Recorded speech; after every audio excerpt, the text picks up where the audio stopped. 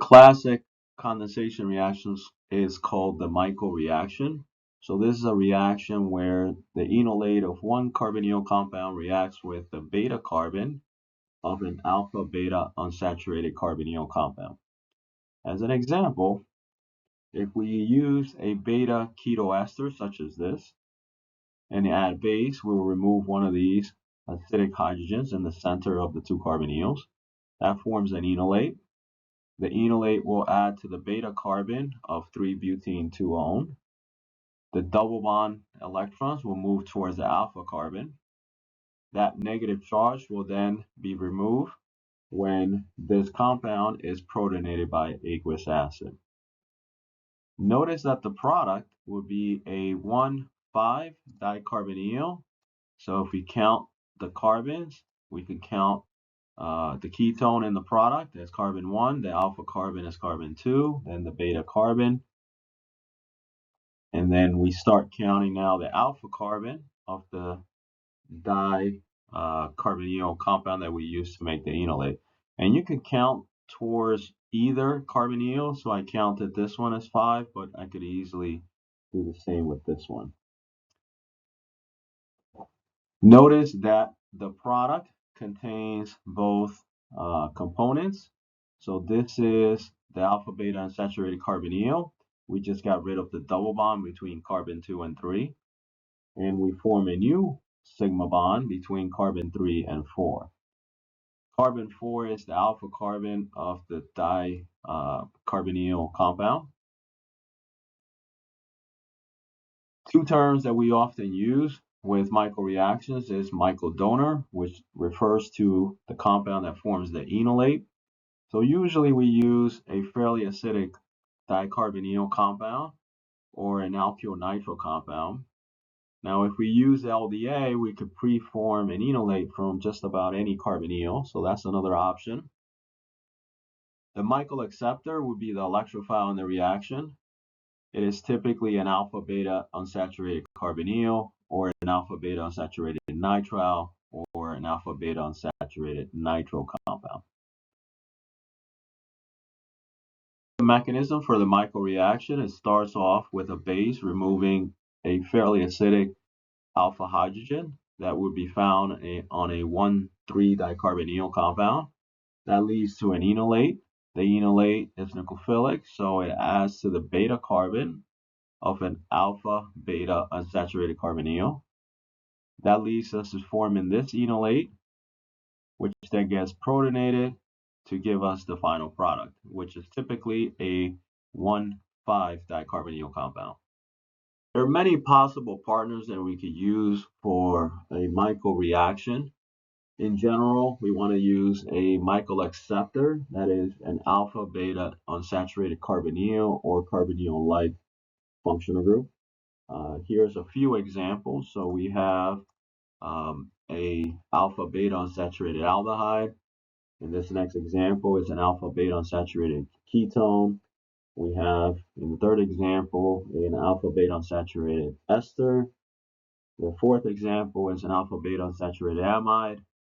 The fifth one here is an alpha beta unsaturated nitrile. And then lastly, an alpha beta unsaturated nitro compound.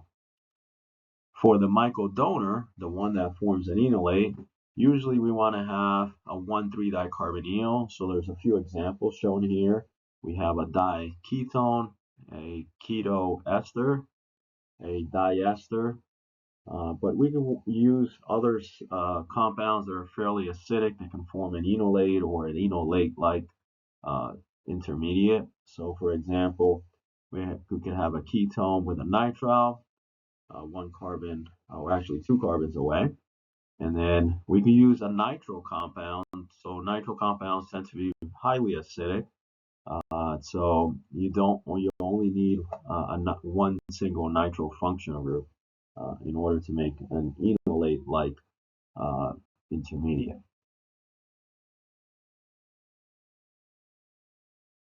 Let's go over a few examples of Michael reactions. So the first one on this slide involves a 1,3-diketone. We're going to react that with base to form an enolate at this carbon. And then that carbon, once it is an enolate, will attack the beta carbon of this alpha beta unsaturated ester. And so we will end up making this bond here.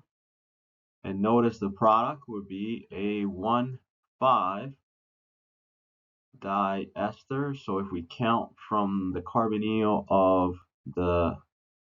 of each partner, they're going to be 1,5 to each other. So this is carbon 4, and you can count the carbon of any of the two ketones. Those are going to be carbon 5. In the next example, we're using a nitro compound, an alkyl nitro compound, which are highly acidic. So this carbon here is the most acidic. It will form an enolate there, and it will attack the beta carbon of this alpha beta unsaturated ketone, and it will end up making this bond here. So notice this is the same structure that we started with here, and it's adding to the beta carbon of the alpha beta unsaturated ketone. So at this position, the double bond will shift over to the alpha carbon, put in a lone pair there, which then gets protonated by acid, and so that's why we don't see anything else in the product at that position. The last example on this slide involves using LDA at -78, which of course would form the kinetic enolate. So that would be forming an enolate at this carbon, the last substituted carbon of the unsymmetrical ketone. It will add to this alpha beta unsaturated nitrile. The electrons from the double bond will go towards the alpha carbon. And so in this reaction, we will make this bond between the alpha carbon of the ketone, the beta carbon of the alpha beta unsaturated nitrile. The negative charge that initially adds at this position will be protonated by acid, so a proton will be added there, and we won't see it in the products. This is a skeletal structure. The Robinson annihilation reaction is a reaction that combines both a Michael reaction followed by an intramolecular aldo reaction, and it often is used to form rings, and usually or traditionally it has been used to make several steroids in the lab. So here's an example leading to the steroid. Here is called estrone. It starts off with a Michael reaction involving this ketone, which would be a Michael donor. It's a 1,3-diketone to be exact. And it's a fairly acidic hydrogen here in the center. That hydrogen, once removed by base, will lead to an enolate at that carbon. And so that carbon, or the enolate there, will add to the beta carbon of an alpha beta unsaturated carbonyl. The electrons from the double bond will move and put an enolate at that position.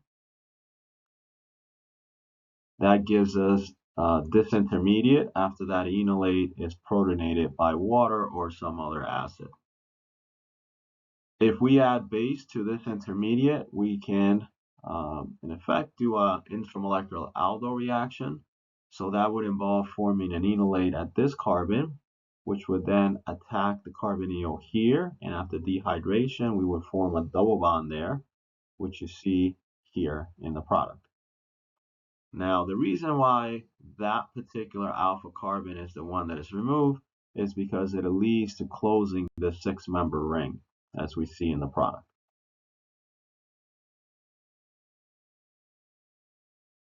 In this question, we're going to try to predict the product from a base-catalyzed Michael reaction of 3-butene-2-one with the following Michael donor.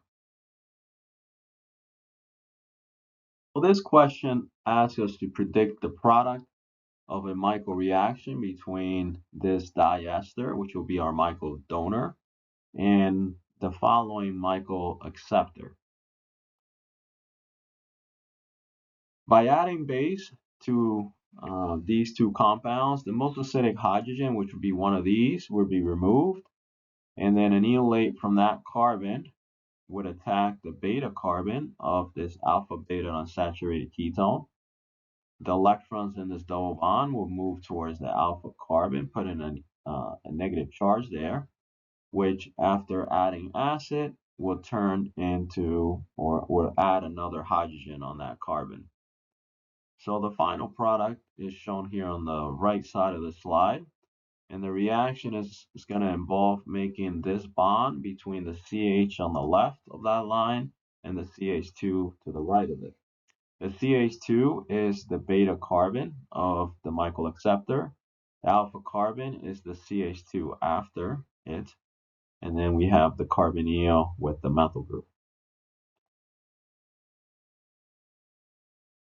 In this question, we're going to look at the Michael reaction backwards.